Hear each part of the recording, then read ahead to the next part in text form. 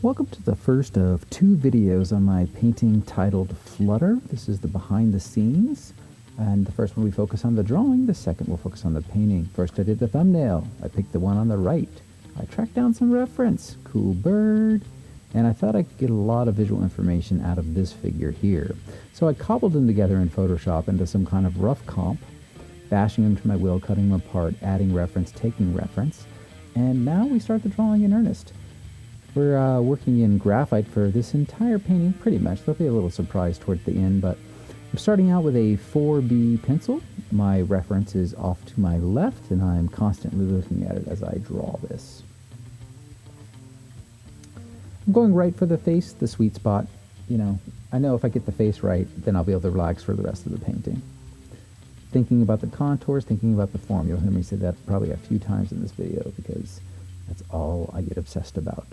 Once my flow is there, my flow was already there. I got that in my comp, and before I even started drawing. Using a variety of pencils. For this one, we're going to be using a 4B and a 2H, actually.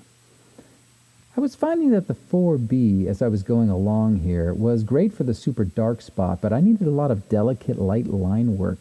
And with this paper, which had kind of a texture to it, it's a Fabriano sketchbook paper, it was a little bit too porous for it, I felt. So I switched right there to a 2H. Well, now I could press a lot harder. I could get a clean, crisp line without having to go so light that the line is like it's not confident enough.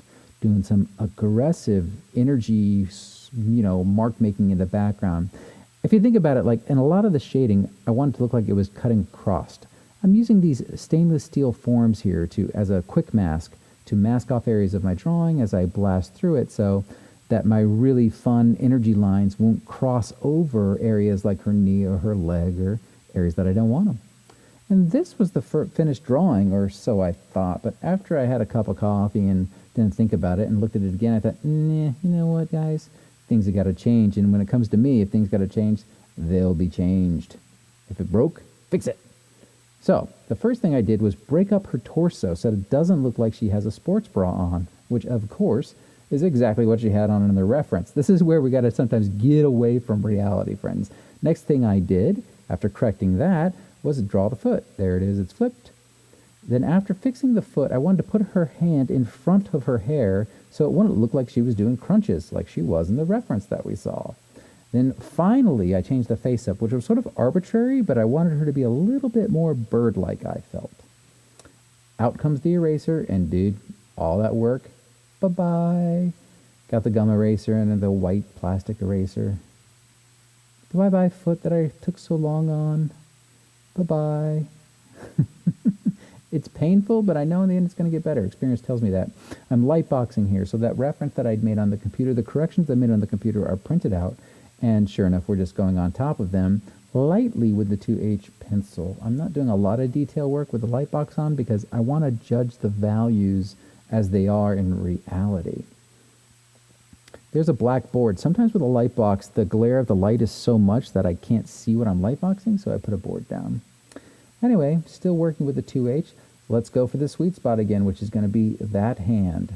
I need to nail that hand. The foreshortening was coming way at us. It's a difficult hand to draw. And after I did the hand and got all those, again, form, then I could go back into the hair and do like these stringy marks from the hair that would contrast the lines in the hand and make the hand bounce out. Working on the face, again, the 2H allowed me to go in very lightly, or at least with thin lines. I can use a heavy hand, but they're thin lines. The harder you go, the more you can. Look at the form on the forearm, the elbow pointed at us especially. You can see that I'm really pulling those contours, paying attention to the ellipse. My shading does not just go, oh, it's all going one direction. No, generally it follows a form. Unless I do a global shading, which is more like those energy lines you see in the background, and I want those to cascade over her body in areas. You can see I'm doing it right here over the torso, specifically as we're breaking her up a little bit. But even more so, I do like it because if you can take that energy from the background and kind of drag it just in some shadow areas over the body of your figure, it does add a kind of a cohesiveness to the whole thing. Redrawing the foot for the second time. You can see where the old one was erased out. working that pattern in. You will find as you follow the evolution of this piece that that pattern is mega important. It'll play more importance and get revealed as we go along. But there it is, doing the same thing I did in the first pass. We're actually, working it out. That was all to get to this stage, which was to print it out and actually transfer it onto copper. But we're going to focus on that in a later video. So for now, let's continue on with the drawing. I didn't put value on the drawing before. I am now. And I didn't want value on it because I wanted that transfer to be super clean and crisp.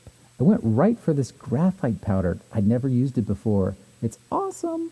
So I was able to use a brush, lightly dip it in my graphite powder, and pull all this really cool, swimmy, soft kind of stuff, bringing a little bit of that abstractness into the painting, or I should say maybe evolving the drawing out of the fog a little bit more.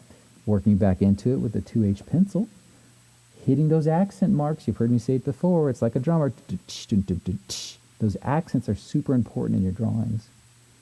After we get some of that middle value down, let's get rid of it. So we're going now in with an eraser.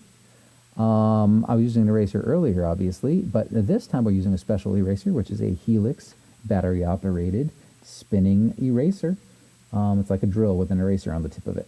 Very convenient, and I loved how well this Fabriano paper, the graphite, lifted up, especially the graphite dust. I'm definitely protecting it now with a separate piece of paper, as you can see. I'm not looking at that paper. It's not reference or anything. It's even the wrong direction, but certainly stopping my smudginess as I go in and lift these lines out. Because I'm trying to make an original piece of art here. So I wanted to make it special. So to make it special, why don't we do some gold leaf? Or some silver leaf in this case. I guess technically it's aluminum leaf, which is probably great because it won't tarnish like silver would. I laid down glue in that negative space, the old world art gold adhesive glue, and then just laid the foil down. I use a brush to lightly go around and brush off after the glue had dried for about 20 minutes or so. I use a brush to go around and dust it off where there is no glue. It's a very simple process.